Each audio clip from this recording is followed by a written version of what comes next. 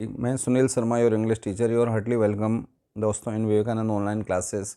विवेकानंद की इन online classes में आप सबका हार्दिक अभिनंदन है मेरी तरफ से। दोस्तों, आप देख रहे थे कि हम आपकी टेक्स्ट बुक द पनोरमा जो टेक्स्ट बुक है उसका 9 नंबर का चैप्टर द लास्ट लेसन अंतिम पार्ट पढ़ रहे थे। इसकी पृष्ठभूमि मैंने वैसे कल भी समझा दी थी कि पर्सिया ने फ्रांस पे आक्रमण किया और लीडरशिप आक्रमण की कौन कर रहा था? बिस्मार्क, जर्मनी का बिस्मार्क।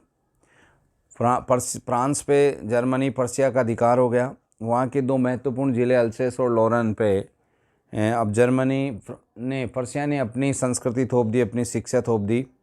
जो गुरुजी थे उन्हें आदेश मिल गया कि कल से तुम यहाँ फ्रांस भाषा में अध्ययन नहीं कराओगे, कल से हमारी भाषा जर्मन भाषा में हमारे गुरुजी कराएंगे।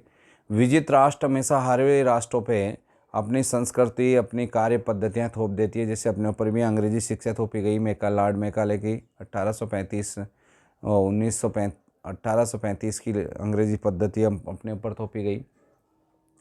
तो दोस्तों ठीक उसी तरीके से अब देखो, गुरुजी लास्ट लेसन ले रहे हैं और लेखक पहले हर चीज़ को ये आलस्य करता रहा, मैं आज नहीं कल सीख लूँगा, आज नहीं कल, और लेखक कुछ सीख नहीं पाया, कुछ लापरवाही करता रहा और वो आज उसे बड़ा दुख हो रहा है। पूरी क्लास में गंभीर एटमॉस्फेयर है। संपूर्ण गांव के लोग अपने गुरुजी को 40 साल की निष्ठावान सेवा के लिए धन्यवाद देने आए और अपने देश के लिए अति प्रेम रूपी श्रद्धा प्रकट करने आए हैं। मैंने जहाँ से कल लेफ्ट किया था, now I am starting it again. मैं इसको यहीं से प्रारंभ कर रहा हूँ। Please open your book and try to understand with me. मेरे साथ इसे देखने समझने का प्रयास करें। My last translation why I hardly knew how to write. मेरा ये अब लेखक सोच रहा है कि मेरा ये अंतिम पार्ट होगा। मैं हार्डली न्यू मैं कैसे सीख पाऊँगा राइट लिखना। I should never learn any more, अब मैं अधिक नहीं सीख पाऊँगा। I must stop there. Oh how sorry, कितनी दुख की बात है कि मैं अब आगे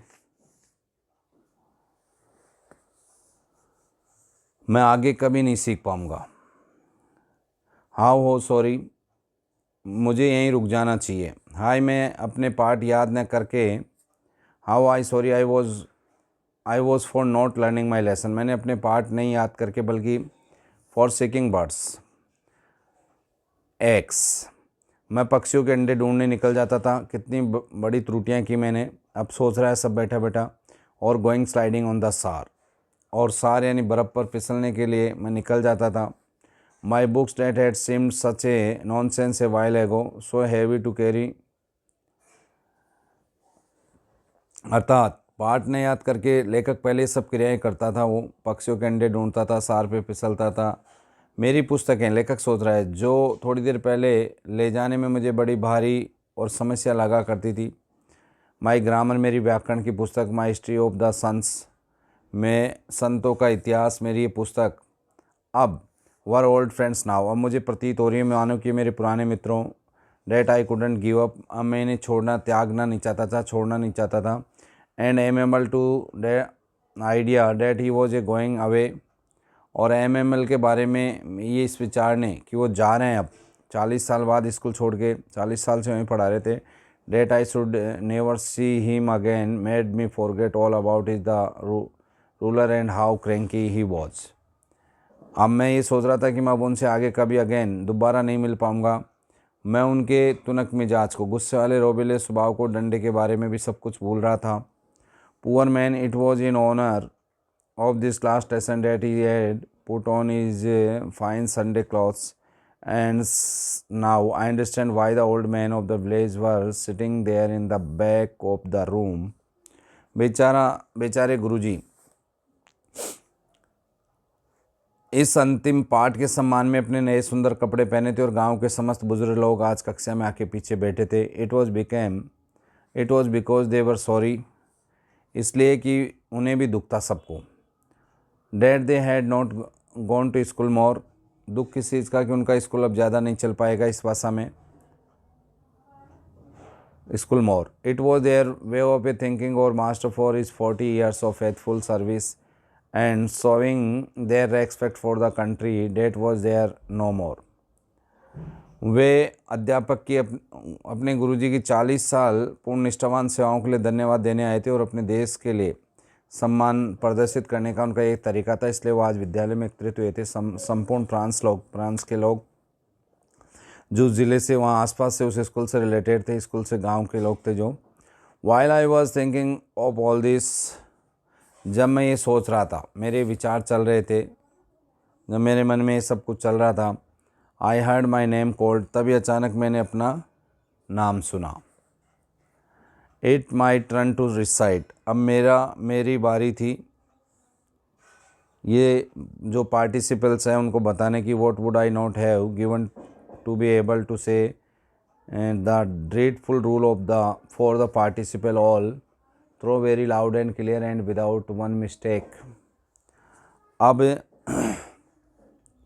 बिना किसी गलती के पार्टिसिपल के भयानक नियम को पूरा जोर जोर से और स्पष्ट रूप से सुनाने में समर्थ होने के लिए मुझे कुछ नहीं करने को तैयार था मैं, अर्थात मेरा नंबर आ गया था। But I got mixed up on the first words, अर्थात पार्टिसिपल के कठिन नियमों को जोर जोर से स्पष्ट रूप से बिना किसी त्रुटि के पढ़ने का बहुत इच्छुक था, इसलिए मुझे कहा गया। गुरुजी ने मेरा नाम लिया, किंतु मैं अपने पहले शब्द में उलझ गया। लेखक कह रहा है दोस्तों, stood words and stood there, और मैं वहाँ मैच पकड़ के खड़ा रहा। होल्डिंग ऑन माई डेस्क, मैं मैच पकड़ के खड़ा रहा। माई हार्ट बीटिंग, मेरा हृदय तेज़ी से धड़क रहा था। And not daring to look up, और मुझे ऊपर देखने की हिम्मत नहीं थी। I heard my mister Hamel said to me, तब मैंने एमल को ये कहते हुए सुना, आई वॉन्ट स्कोल्ड यू, मैं तुम्हें डांटूंगा नहीं। लिटिल फ्रेंड्स, छोटे फ्रेंड्स, नन्हे friends, you must feel bad enough, तुम्हें उससे वैसे ही पहले बुरा महसूस प्रतीत हो रहा होगा, लग रहा होगा।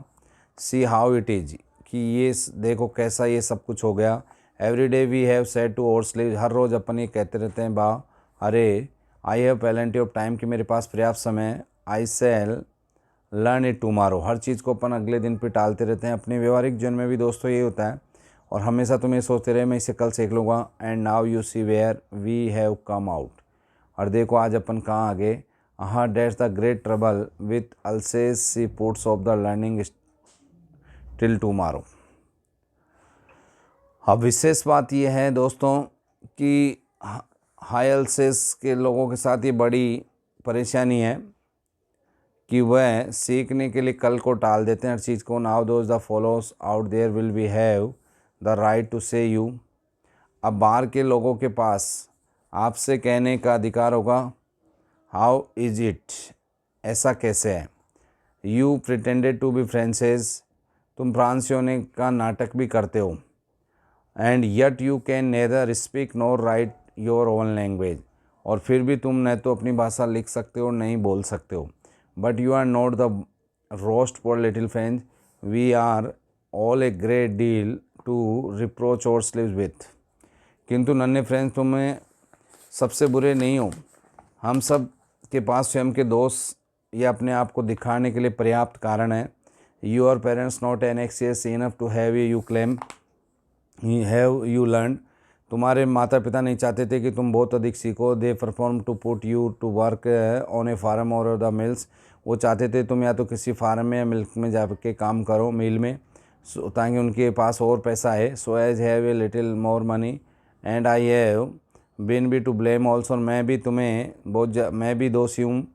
कैसे, गुरुजी कह रहे हैं दोस्तों, I have not open send you water my flowers instead of learning your lessons, and when I wanted to go fishing I didn't not just give you a holiday, कई बार मैंने तुम्हें अपने फूलों में पानी देने के लिए भेजा पढ़ाई की जगह, इसलिए मैं दोषी मानता हूँ अपने आप को, गुरुजी कह रहे हैं लिटिल फ्रेंड्स को। और कई दफ़े मछली पकड़ने के लिए जब मैं निकल गया तो मैंने तुम्हारी छुट्टी की। Then from one thing to another Hamel went on talk of the French language saying that it was the most beautiful language in the world. तो फिर एक के बाद एक दूसरी बात करते हुए एमएल गुरुजी ने बताया कि फ्रांस की भाषा सबसे सुंदर भाषा है दुनिया में। द क्लियरेस्ट, ये स्पष्ट है। द मोस्ट लॉजिकल, सबसे तार्किक है। That we must guard it among us and never forget it, ये हमें अपने बीच सुरक्षित रखती है और इसे हमें कभी नहीं भूलना चाहिए। It because when people are enslaved as long as they hold fast to their language, it is the it is as if they had the key to the prison. क्योंकि जब किसी देश के लोग गुलाम बनाए जाते हैं, जब तक अगर वो अपनी भाषा को मजबूती से पकड़े रहते हैं तो मानो ये उनकी जेल की चाबी है, यानी खुद को गुलामी से छुड़ाने की चाबी है। जब तक अपन अपनी भाषा नहीं सीख पाएंगे तो अपनी गुलामी की लड़ाई, आज़ादी की लड़ाई नहीं लड़ सकेंगे।